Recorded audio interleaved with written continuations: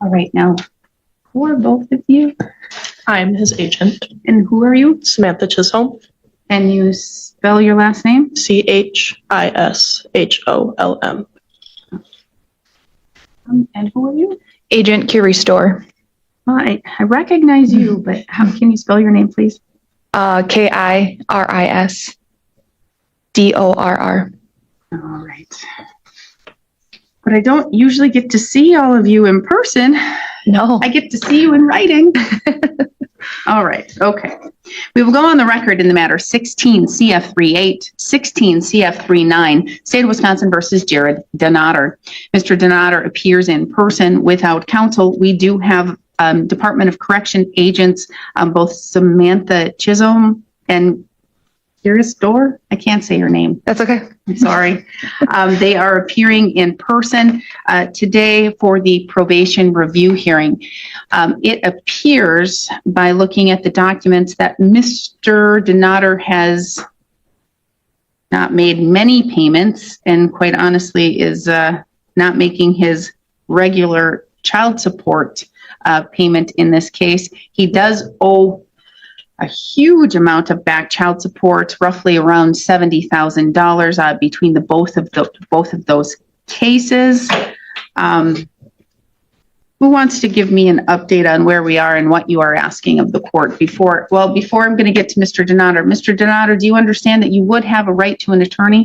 Yes. And you would have the right to have the attorney be here with you? Yeah, I thought I had one, but Nope, not after a public defender goes away after a short period of time, after the case is kind of resolved, and you were resolved by having a sentence hearing, and we sentenced you on March 26, 2021. At that time, you did have Attorney Lawton, who is now a judge, so he would not be able to represent you anyway. Sure. So you would need to reapply for a public defender. I know we extended probation last year on March 26th for an additional year, so it's coming close to having him discharged, yet it doesn't appear to the court that he is meeting his probation obligations. Is that correct? yes. Who would like to provide me with a bigger update? I can, Your Honor. So we're in a predicament with probation. Essentially, at this point, we're being a collection agency. We don't have the means to make him pay. We don't have the ability to force him to pay.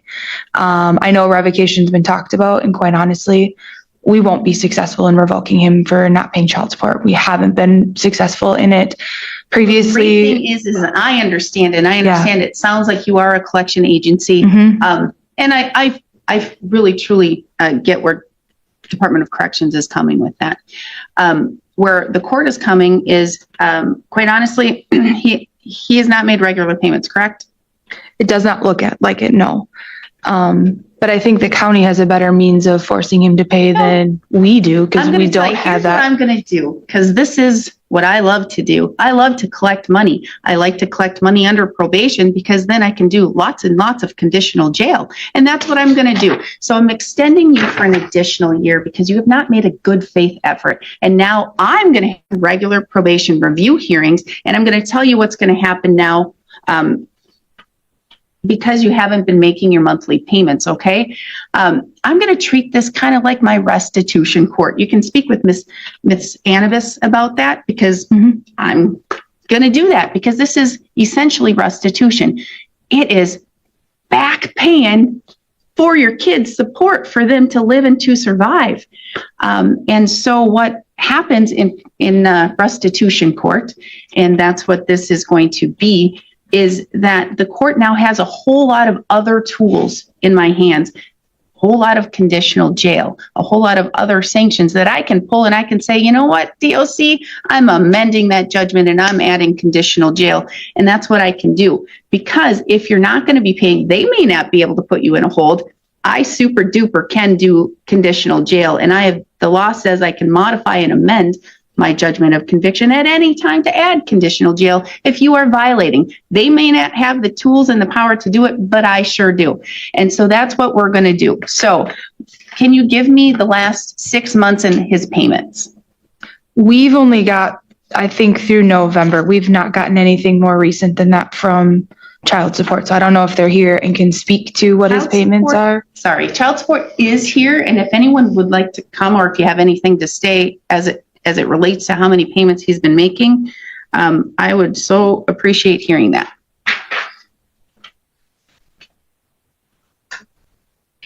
We have Shelley Hatch from child support. Ms. Hatch, if you want to come have a seat over there.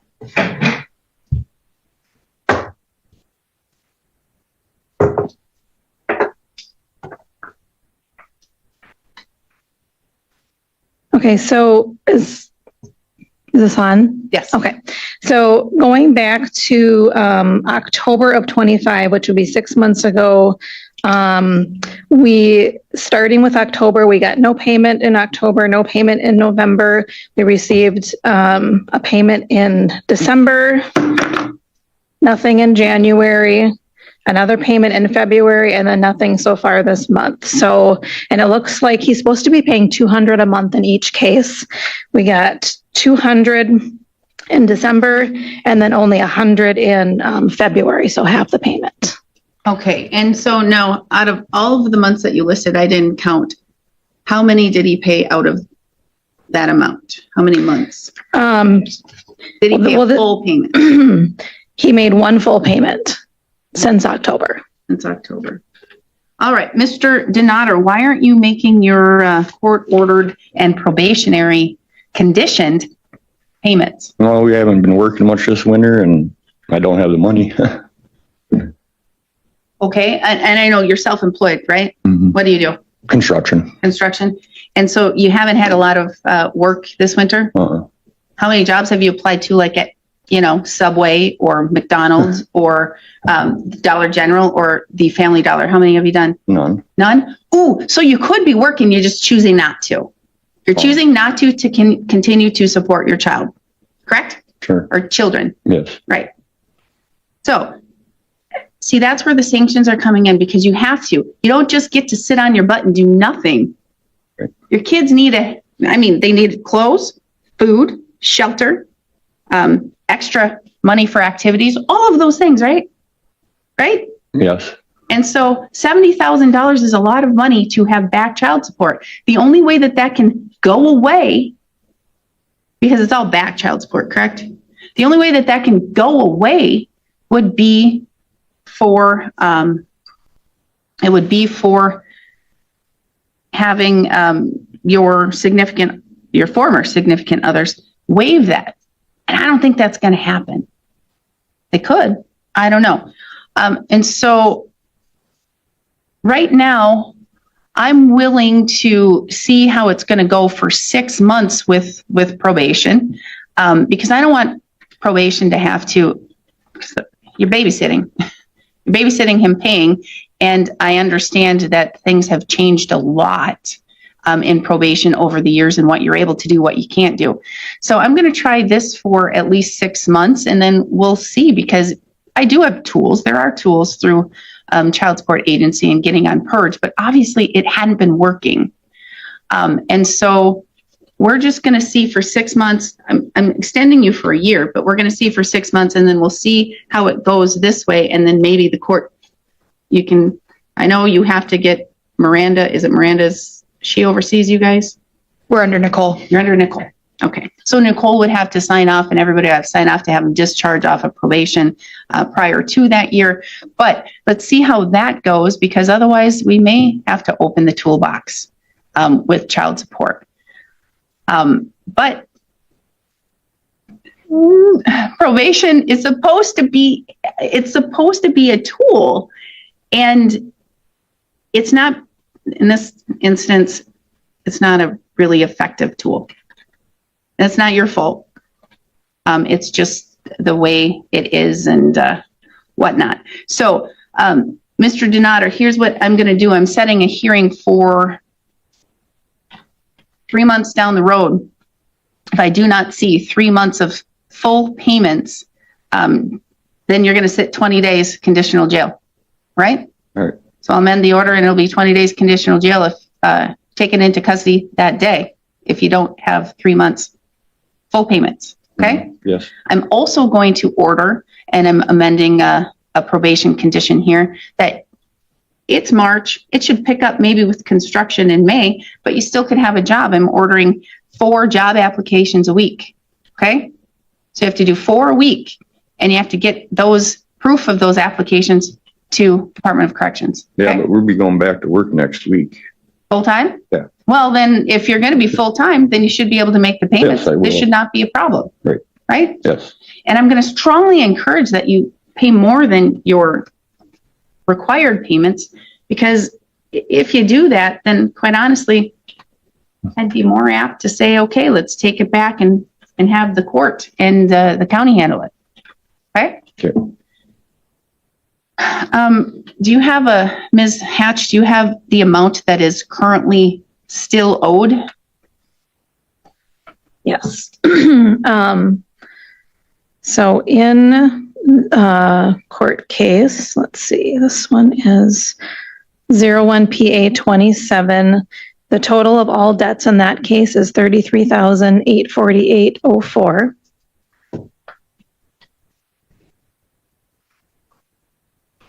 And then the other case is 06 PA 01, and the total of all debts in that case is $35,442.08. And I just wanted to say, like, one thing that he's been on probation for, I think, like 9 years. And so I'm really happy to hear that you're doing the conditional jail time, because I really feel like nothing much has happened in the last couple of years. And, he actually owes more now than he did 9 years ago. Interest increases Yes. every day. It gets every single day. That's why it has to be paid off. I don't know your relationship with your children's mothers, but I think they'd rather have a big, huge lump sum payment, and they may be willing to waive some of that interest or all of the interest or whatnot. Because Mr. Donater, it's going to way over your head. And I'm going to tell you, I don't let up. Do I, Miss Hatch? No. No. Especially when it comes to children, because in looking at these are old cases, in 01 and an 06 case, but that tells me that the mothers had to do most of the taking care of or paying for the children's things. It's not fair to them. It's not fair to the children. Do you have a good relationship with your children, Mr. Donater? Yeah, Well, that's sometimes. sometimes. Well, I hope you can get a better relationship with them. All right, so let's get a new date and time set. And you don't need to travel. You can appear by Zoom if you wish to do so, especially today with the roads. You're totally fine. If you want to come in person, that's great too. And I promise I will try and remember your names and how to say them. How do you say your first name? Curious. Charisse. That's so beautiful. Okay. March, April, May.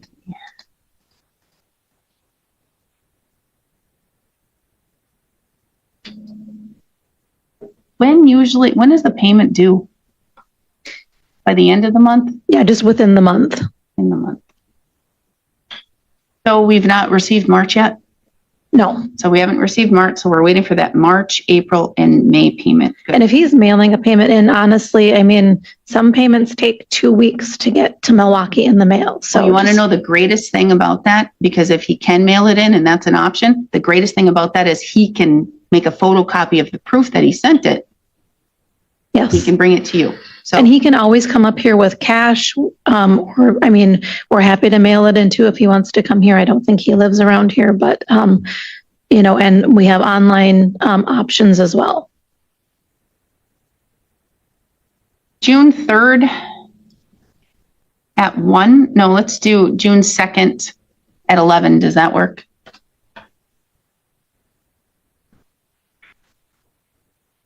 June 2nd at 11. So that is 3 months, March, April, May. to have those paid by. Full payments. But again, you show me that you're doing more, we'll see where we're gonna go.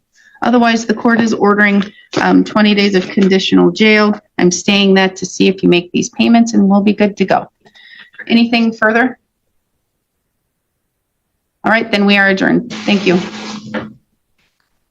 Thank you. Mr. Becker. Mr. Donader, I've got your notice.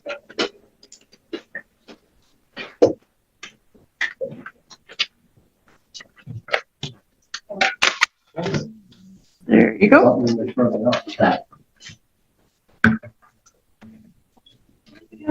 Thank you so much. Who do I have in custody? The second one is at the bottom screen here. Thank you. Joseph Wells, right? And Joseph Wells. Great. Okay, we will go on the record in the matter 26 TR 138, 26 TR 139, and 26 CF 23, State of Wisconsin versus Jamie Berg. The state appears through District Attorney Kevin Schmidt in person. Ms. Berg appears by telephone conference with approval of the court. Before we begin, Ms. Berg, I have a different telephone number for you. Is this your new number, 920-253-0199? Yes, Zero. I live in southern Wisconsin now. Okay, all right. Well, doesn't mean you need to change your telephone number, but you did. 920-253-0199. All right, Ms. Berg, Yeah. have you applied for a public defender? Not at the moment. I'm going to have to, but I still have my public defender from the Washburn County case. But they're different. They're completely different. So what I'm going to do is you have to reapply. So Mr. Feliski, can you log in and can you talk to Ms. Berg? Certainly, Your Honor. Thank you. Ms. Berg, I'm going to adjourn the hearing right now, momentarily. And then I'm going to have Mr. Feliski talk with you privately through Zoom. And then he's going to see if you still qualify, and then he can get an attorney lined up for you for this case, okay? Okay. So as soon as I get him, I will send you in with him.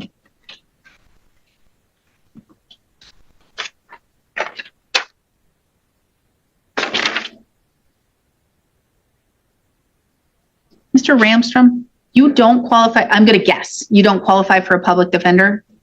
I'm there. You may, you might. Okay, so Ms. Sherwood, Yes, are you able to do applications?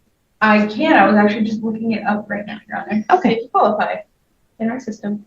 Mr. Rankin, why don't you come over for one moment? Come see the phone. If it helps for scheduling Berg, it looks like the Washburn attorney she has is Zachary Fisher. Okay, Mr. Fisher, that would help. Thank you so much. Ms. Berg, you may be able to get Mr. Fisher, Yeah. your Washburn About it County before. attorney, may be able to attach to this one. Mr. Feliski, can you hear me? I can, Your Honor.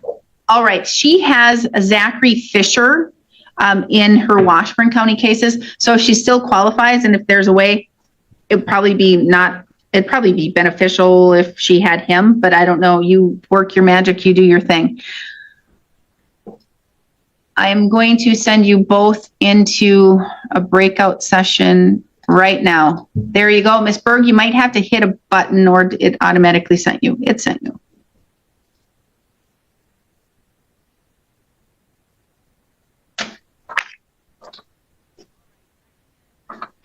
All right, I have Mr. Reed. Mr. Reed, do we need to wait for Ms. Sherwood or could we proceed right now?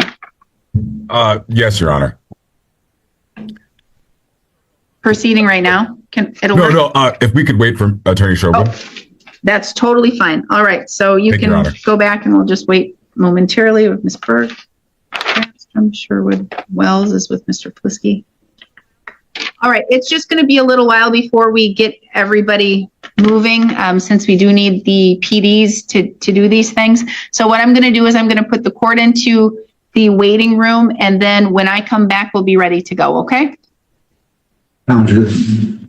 No, close our rooms. All right, Ms. Berg, can you hear me? Yes, I can hear you. Back on the record, same appearances as previously noted. Mr. Joel Feliski is making a special appearance on your behalf. You do qualify for a public defender. Hopefully, you can request Zachary Fisher since he was the counsel, or he is your counsel in Washburn County. Were you able to go over the criminal complaint with Ms. Berg? Your Honor, I believe she did receive a copy at this time, considering the circumstances, and that she would like to get an attorney appointed. We would ask to have the initial appearance adjourned and rescheduled.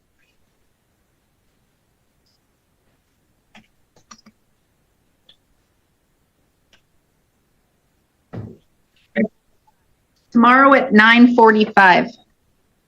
That's when Mr. Mr. Fisher is here, so hopefully that will work to get him appointed to the case. And then we will go from there. Wait, let me see, okay, tomorrow? And I can call him too. I'm supposed to call him after the court today. Yes, you can do that. I just want to verify that he will be here at 9:40. He will be. So you can call him after today. You can call the PD's office and see if they will appoint him for your case. But tomorrow at 9:45, okay? Okay. All right, we'll see you then. Thank you. Thank you. Bye.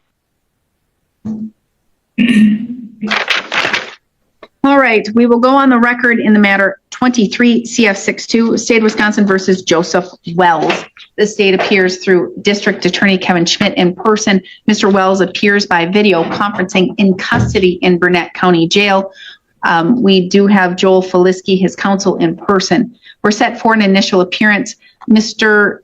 Feliski, were you able to go over the criminal complaint with Mr. Wells? I was, Your Honor. I believe he understands the charges here and the maximum penalties. We'll waive formal reading to the misdemeanor count, enter in a plea of not guilty, and then I believe he is requesting a preliminary hearing within time limits. All right, not guilty plea will be entered on your behalf. As to the misdemeanor,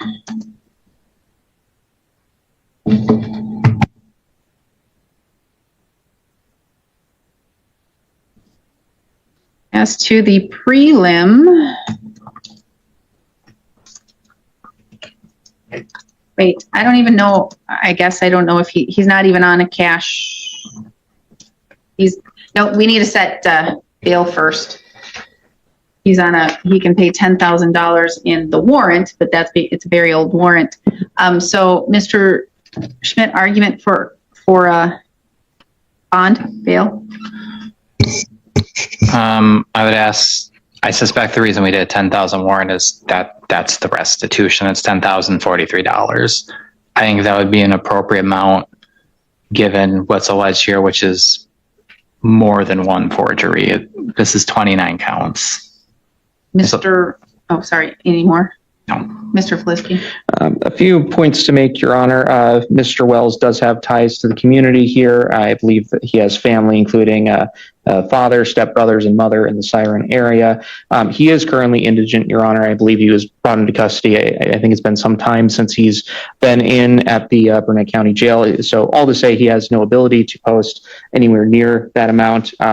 In review of Mr. Wells' prior history, it seems that this is the first and by far the most serious criminal matter that he has in the state of Wisconsin. I reviewed some of his prior history in Minnesota. It seems that apart from I have here a gross misdemeanor in in 2012 would be the most recent and most serious criminal conviction. The other convictions that he has on record are quite old. They date back to, by my count, the 1999 at the earliest. He's advised that he's not currently on probation, Your Honor. It doesn't appear to have a history, given his history in Wisconsin, of missed appearances for court. In regards to why he did not appear prior to now, he advised that there was an issue with his address, which is why he made that did not appear initially when this case first started. Lastly, Your Honor, I'd note that he did advise he does have employment, full-time employment available upon release with Joe's Tree Service out of Coon Rapids, Minnesota. In consideration of the limited prior history, Your Honor, the facts and circumstances present here, I don't believe that $10,000 cash is the amount that's at minimum necessary for Mr. Wells to come back, to compel him to come before the court and to resolve this case. I'd ask for a $10,000 signature bond, perhaps with a $100 to $200 cash component, given the significance of what's being alleged here. Nothing further. Thank you. Thank you. He is employed, or he could be employed from Joe's Tree Service? My understanding is that he would have the job available immediately upon release, but that at this time he is not presently employed. Victim is his father? Greg or George? Yeah, George. Is George your dad? Yes, ma'am. George is his dad. He is adamant he wants absolutely no contact. George wants no contact? Yes. Okay. All right, well, I am not certain the facts of this case, at least at this time. So I'm setting a $5,000 cash bail, no contact with George Wells. Absolute sobriety, gainful employment when released, testing upon reasonable suspicion or arrest. Let's get the prelims set.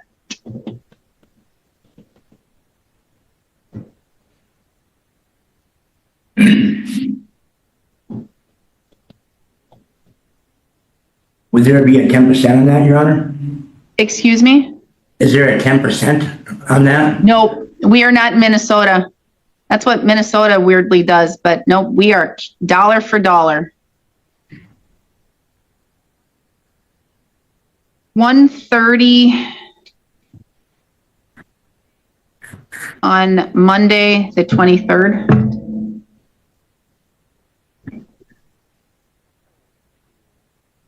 That will work. Thank you, Your Honor. All right, Monday, March 23rd, 1:30. We will see you then. We are adjourned.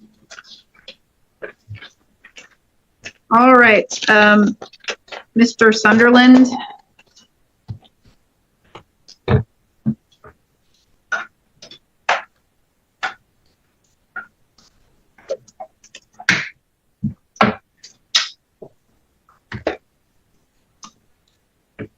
We will go on the record in the matter 26 CF16, State of Wisconsin versus Dean Sunderland. This date appears through District Attorney Kevin Schmidt in person. Mr. Sunderland appears by video conferencing in custody in Burnett County Jail.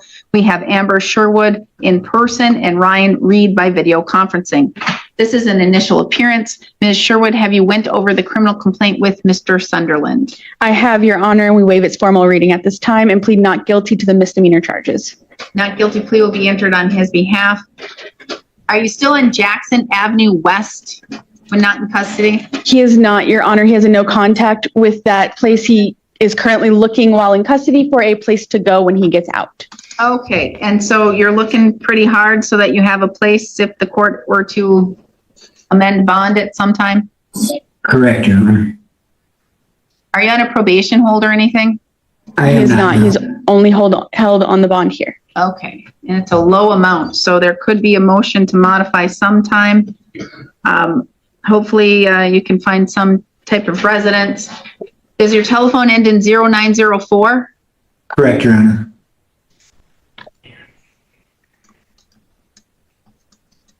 He's been in custody almost a month, huh?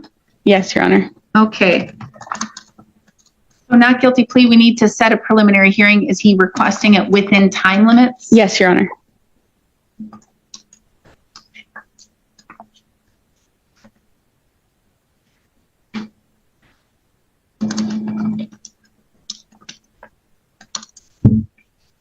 $145 on March 23rd. And that's all you got. That works for me, Your Honor. Okay, that works The for him. He's in custody. 145. Of Your Honor, I 145. believe I have court in St. Croix County. I'm not sure if I will make it out before then. So I do have court in St. Croix County as well. on that date, I believe at 1 o'clock, maybe 1:30. I'm not 100% certain. Can I get back to you on it or my attorney? You can talk to your attorney, but here's the deal. She asked it within time limits. That means you're stuck. That's it. Whatever happened in St. Croix County, you got to move that, not this.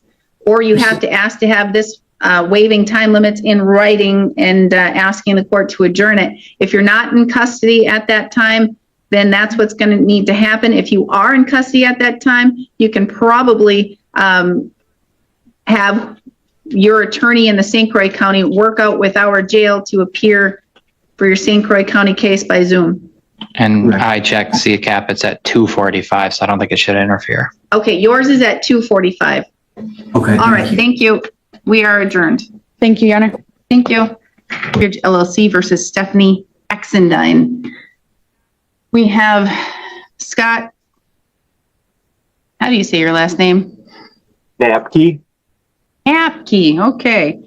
Scott Napke, who is appearing by video conferencing for North Star Mortgage. We have Ms. Exendine appearing in person.